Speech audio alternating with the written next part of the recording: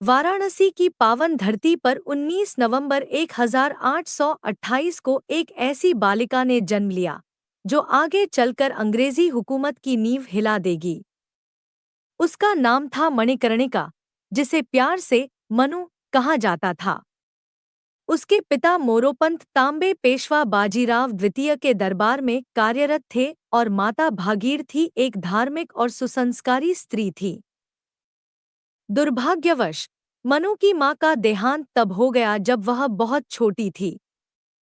मनु का बचपन सामान्य लड़कियों से बिल्कुल अलग था। उसने पारंपरिक स्त्री शिक्षा के साथ साथ घुड़सवारी, तलवारबाजी, तीरंदाजी और युद्ध कौशल में भी निपुणता हासिल की। पेशवा ने उसे अपने पुत्र समान पाला और मनु को दरबार के युद्ध अभ्यासों में भाग लेने की छूट दी। उसका प्रिय घोड़ा बादल था, जिस पर सवार होकर वह किले के आंगन में तेजी से दौड़ लगाती थी। मनु पढ़ाई में भी कुशाग्र थी। उसने संस्कृत, मराठी, धार्मिक ग्रंथों के साथ साथ राजनीति और इतिहास का भी ज्ञान अर्जित किया। बचपन से ही उसमें अन्याय के विरुद्ध आवाज उठाने का साहस था। यदि उसे कोई बात अनुचित लगती तो वह निर्भीकता से अपने विचार व्यक्त करती थी। यही विशेषता उसे भीड़ से अलग करती थी। दरबार के मंत्री और सैनिक भी मनु की साहसिकता और चतुराई से प्रभावित थे। वह खेलों में लड़कों से पीछे नहीं रहती थी। पेड़ों पर चढ़ना, तलवार चलाना और बाण चलाना उसके प्रिय खेल थे। यह सब देखकर स्पष्ट था कि मनु केवल एक सामान्य लड़की नहीं थी, वह किसी विशेष उद्देश्य के लिए जन्मी थी। बचपन के इन साहसी और आत्मविश्वास से भरे वर्षों ने मणिकर्णिका को एक सशक्त और निर्भीक नेता के रूप में गढ़ा। मातृस्नेह की कमी ने उसे आत्मनिर्भर बनाया और दरबार की राजनीति ने उसे निर्णय लेने का साहस प्रदान किया। जहां एक ओर उस समय की अन्य लड़कियां घूंघट और रीति रिवाजों में सीमित थीं, वहीं मनु खुले मैदानों में घोड़े पर सवार होकर अपनी शक्ति का प्रदर्शन कर रही थी। युवावस्था तक पहुंचते पहुंचते मनु की बहादुरी की कहानियां दूर दूर तक फैल चुकी थी। इसी बीच उसका विवाह झांसी के राजा गंगाधर राव से तय हुआ। यही क्षण था जहां एक साधारण बालिका एक रानी बनने की ओर अग्रसर हुई। लेकिन यह सिर्फ एक विवाह नहीं था, बल्कि वह यात्रा की शुरुआत थी जो आगे चलकर उसे भारत की स्वतंत्रता संग्राम की अग्रणी नायिका बनाएगी। उसका जन्म केवल एक बालिका के रूप में नहीं, बल्कि भारत माता की एक वीर सपूत के रूप में हुआ था, एक ऐसी योद्धा जो आने वाले समय में झांसी की रानी के नाम से अमर हो जाएगी। सन 1842 में मात्र 14 वर्ष की आयु में मणिकर्णिका का विवाह झांसी के राजा गंगाधर राव से हुआ। विवाह के पश्चात उनका नाम लक्ष्मीबाई रखा गया। अब वह केवल मनु नहीं रही, वह झांसी की रानी बन चुकी थी। एक नई भूमिका, एक नया जीवन और झांसी की जनता की उम्मीदें अब उनसे जुड़ गई थी। गंगाधर राव एक सुशिक्षित, विद्वान और दूरदर्शी शासक थे। उन्हें साहित्य, संगीत और कला में गहरी रुचि थी। लक्ष्मीबाई और गंगाधर राव के बीच गहरा सम्मान और समझदारी का संबंध विकसित हुआ। रानी लक्ष्मीबाई न केवल रानी के रूप में, बल्कि एक राजनीतिक सहयोगी और परामर्शदाता के रूप में भी राजा की सहायता करने लगी। उन्होंने राज्य के प्रशासन, दरबारी रीतिनीति और कूटनीति को नजदीक से देखा और समझा। धीरे धीरे वे प्रजाजनों में लोकप्रिय होती गई। वे स्त्रियों के अधिकारों और समाज सुधार के कार्यों में भी भाग लेने लगी।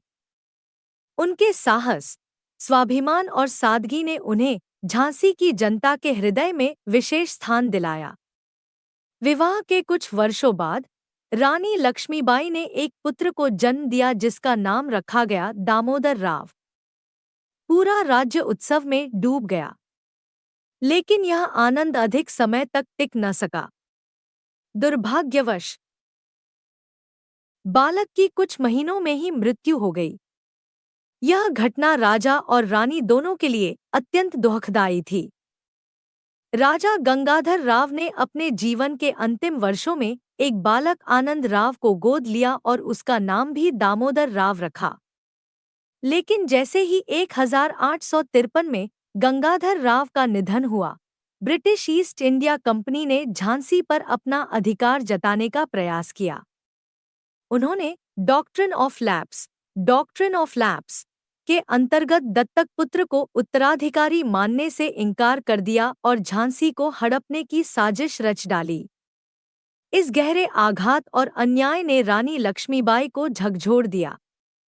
विधवा होने के बाद भी उन्होंने अपना आत्मबल नहीं खोया। उन्होंने ब्रिटिश शासन का विरोध करने की ठानी। उन्होंने साफ शब्दों में कहा, मैं अपनी झांसी नहीं दूंगी। यह प्रण उनका संकल्प बन गया। विवाह ने उन्हें रानी बनाया था, लेकिन अन्याय ने उन्हें एक क्रांतिकारी बना दिया। यह वह मोड़ था जहां से रानी लक्ष्मीबाई की वीर गाथा एक नए अध्याय में प्रवेश कर गई। रानी लक्ष्मीबाई और झांसी के लोगों के लिए सबसे कठिन दौर 1853 में आया, जब उनके पति महाराजा गंगाधर राव का निधन हुआ।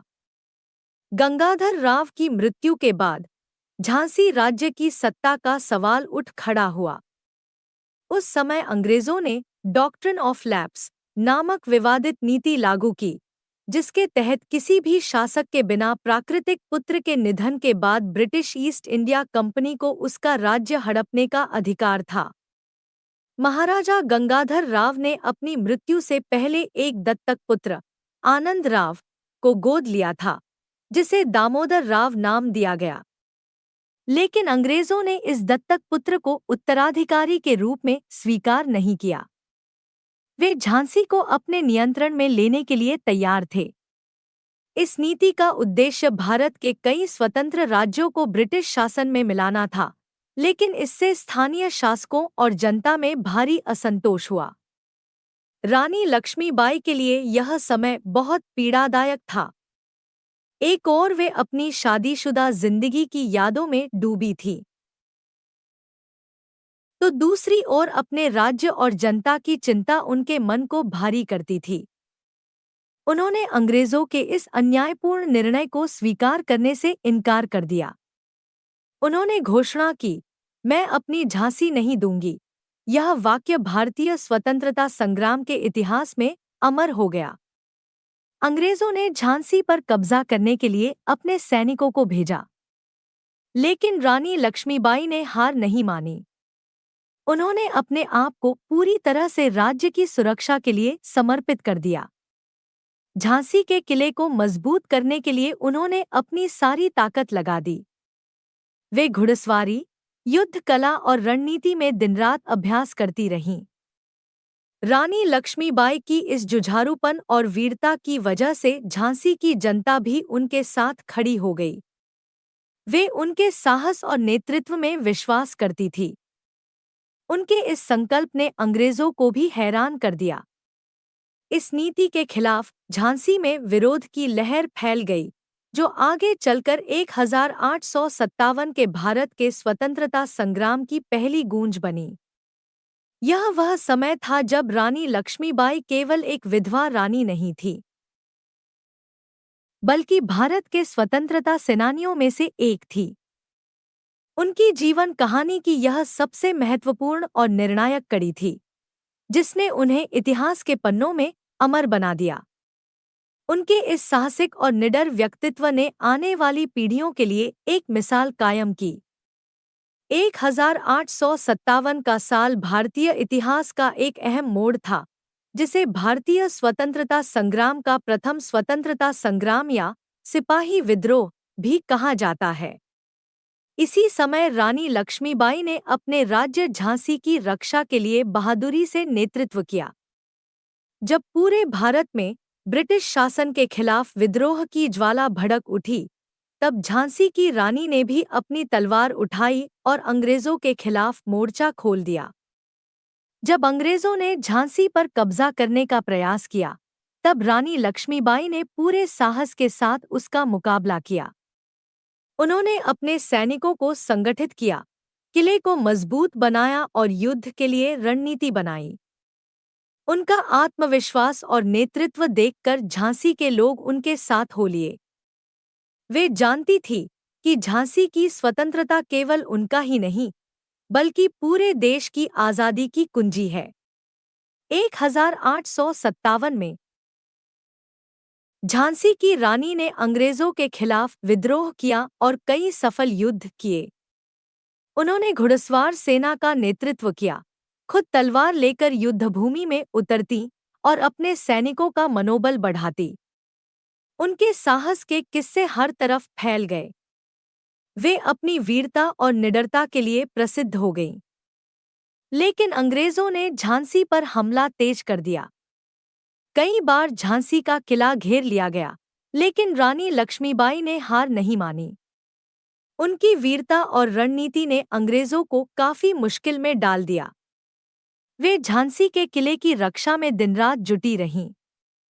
अंततः अंग्रेजों ने झांसी पर कब्जा कर लिया, लेकिन रानी लक्ष्मीबाई ने हार नहीं मानी।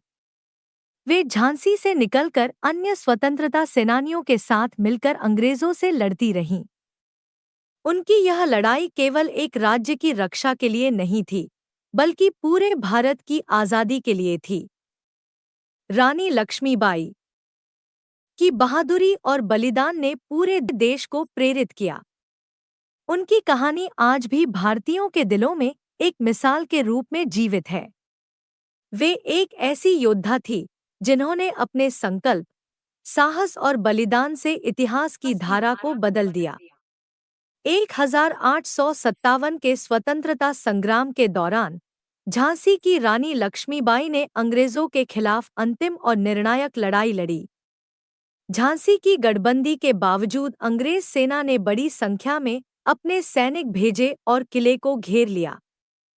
रानी ने न केवल झांसी की रक्षा की, बल्कि अपने साहस और रणनीति से पूरे देश में एक नई चेतना जगाई। अंग्रेजों के बढ़ते दबाव के बावजूद रानी ने हार नहीं मानी। उन्होंने अपने सैनिकों को आत्मविश्वास और दृढ़ता के साथ युद्ध में लड़ा।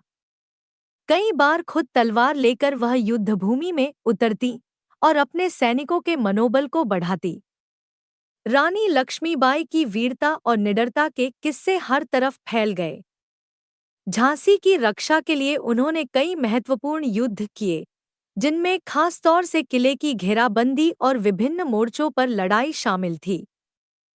हालांकि अंग्रेजों की भारी फौज ने अंततः झांसी पर कब्जा कर लिया, लेकिन रानी लक्ष्मीबाई की यह लड़ाई भारत के स्वतंत्रता संग्राम में अमर हो गई। रानी लक्ष्मीबाई ने झांसी के पतन के बाद भी संघर्ष नहीं छोड़ा। उन्होंने अन्य स्वतंत्रता सेनानियों के साथ मिलकर अंग्रेजों के खिलाफ युद्ध जारी रखा। उनके साहस और बलिदान ने भारतवासियों के दिलों में आज़ादी के लिए लड़ने की प्रेरणा दी।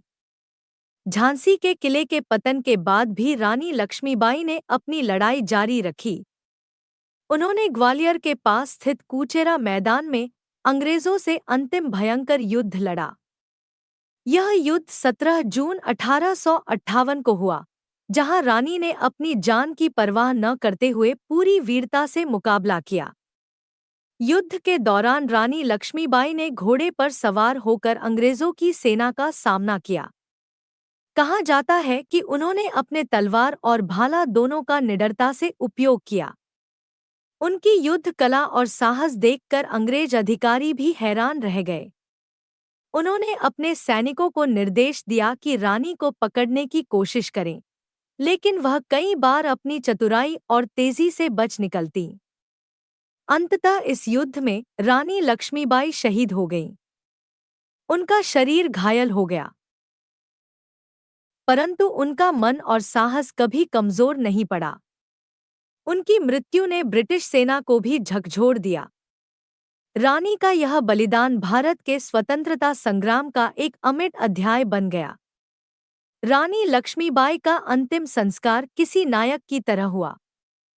देश के कोने-कोने में उनकी वीरता की कहानियां गूंजने लगी। उन्होंने दिखा दिया कि देश की आज़ादी के लिए कोई भी बलिदान बड़ा नहीं होता। उनकी जयंती आज भी भारत के सभी राज्यों में श्रद्धा और सम्मान के साथ मनाई जाती है। रानी लक्ष्मीबाई का नाम केवल झांसी की रानी के रूप में नहीं, बल्कि एक वीरांगना, क्रांतिकारी और मातृभूमि की सच्ची सपूत के रूप में सदियों तक याद रखा जाएगा। उनका जीवन और बलिदान हमें सिखाता है कि स्वतंत्रता और सम्मान के लिए लड़ना हर भारतीय का परम धर्म है। रानी लक्ष्मीबाई का बलिदान केवल झांसी के लिए ही नहीं, बल्कि पूरे भारत के स्वतंत्रता संग्राम के लिए एक प्रेरणा बन गया। उनकी वीरता और साहस ने कई अन्य स्वतंत्रता सेनानियों को प्रोत्साहित किया।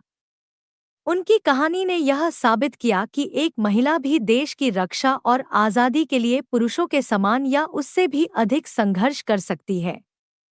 उनकी छवि भारतीय समाज में मातृशक्ति और वीरांगना का प्रतीक बन गई। देश भर के विद्यालयों, संस्थाओं और संगठनों में उनका आदर और सम्मान किया जाता है। कई पुस्तकें, नाटकों और फिल्मों के माध्यम से उनकी जीवन गाथा नई पीढ़ी तक पहुंचाई जाती रही है। स्वाधीनता आंदोलन के बाद भारतीय स्वतंत्रता संग्राम में रानी लक्ष्मीबाई की भूमिका को विशेष स्थान दिया गया। उन्होंने महिलाओं के लिए सामाजिक और राजनीतिक भागीदारी का मार्ग प्रशस्त किया। आज भी भारत की युवा लड़कियां उनकी कहानी से प्रेरणा लेकर आत्मविश्वास और साहस के साथ जीवन में आगे बढ़ती हैं। झांसी की रानी ने हमें यह सिखाया कि चाहे परिस्थिति कितनी भी कठिन क्यों न हो, देश की रक्षा और न्याय के लिए डटे रहना ही सच्चा वीरता है। उनका जीवन बलिदान, नेतृत्व और स्वतंत्रता की भावना का जीवंत उदाहरण है। उनकी विरासत हर भारतीय के दिल में जिंदा रहेगी और आने वाली पीढ़ियों को भी प्रेरित करती रहेगी। रानी लक्ष्मीबाई की वीरता और जीवन पर भारत में अनेक साहित्यिक और फिल्मी कृतियां बनी हैं, जो उनकी गाथा को जनवरी से जनवरी तक पहुंचाती हैं। उनकी कहानी ने लेखकों, कवियों और फिल्मकारों को वर्षों से प्रेरित किया है।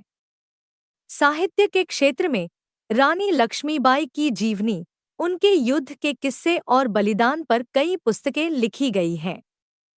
कई कविताओं और लोकगीतों में उन्हें वीरांगना के रूप में वर्णित किया गया है, जिनकी तलवार देश की आज़ादी की चिंगारी बन गई।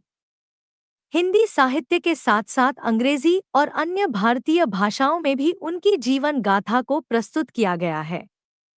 फिल्मों में भी रानी लक्ष्मीबाई की भूमिका को कई बार पर्दे पर दर्शाया गया है। 1956 की हिंदी फिल्म झांसी की रानी ने उन्हें बड़े पर्दे पर अमर किया। इसके अलावा विभिन्न वेब सीरीज, टेलीविजन धारावाहिकों और डॉक्यूमेंट्री में भी उनकी वीरता को दिखाया गया है। ये सभी कृतियां युवाओं में देशभक्ति की भावना जागृत करती हैं। उनकी कहानी सिर्फ एक ऐतिहासिक घटना नहीं, बल्कि भारतीय महिला शक्ति और स्वतंत्रता के प्रतीक के रूप में सदियों से जीवित है। रानी लक्ष्मीबाई पर बनी ये साहित्यिक और फिल्मी रचनाएं उनके अदम्य साहस और त्याग को हर पीढ़ी तक पहुंचाने का महत्वपूर्ण माध्यम है। रानी लक्ष्मीबाई न केवल एक योद्धा थी, बल्कि उनकी सामाजिक और सांस्कृतिक भूमिका भी अत्यंत महत्वपूर्ण रही है। उन्होंने अपने समय में महिलाओं की स्थिति को बदलने की कोशिश की और यह दिखाया कि महिलाएं भी पुरुषों की तरह नेतृत्व और संघर्ष कर सकती हैं। उनके साहस ने महिलाओं में आत्मविश्वास और स्वाभिमान की भावना जगाई। वे पारंपरिक महिलाओं के साँचे से बाहर निकलकर देश की रक्षा के लिए लड़ने वाली एक महान योद्धा बनी। इस कारण आज भी भारत की महिलाओं के लिए वे एक प्रेरणा का स्रोत हैं।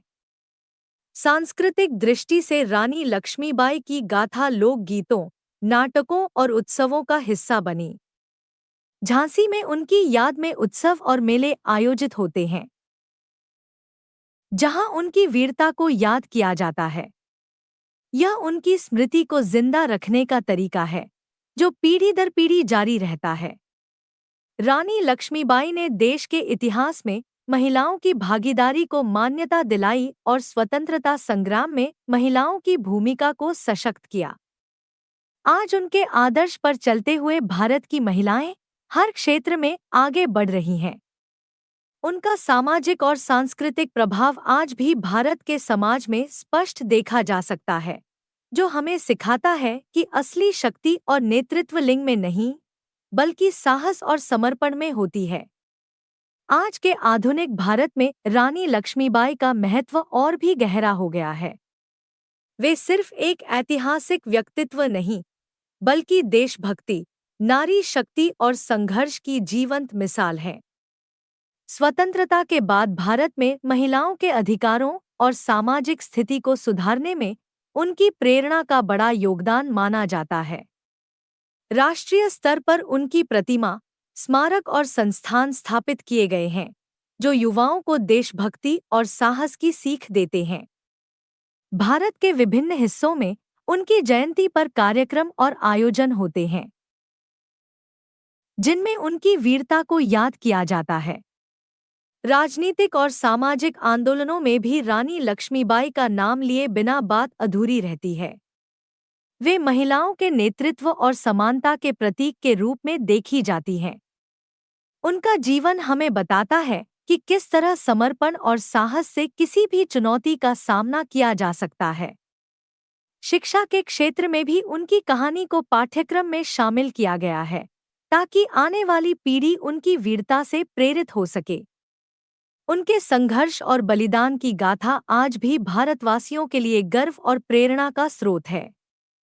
रानी लक्ष्मीबाई का आधुनिक भारत में महत्व यह दर्शाता है कि उनकी कथा केवल इतिहास नहीं, बल्कि आज भी एक जीता जागता संदेश है, देश के लिए कुछ भी करने को तैयार रहने का।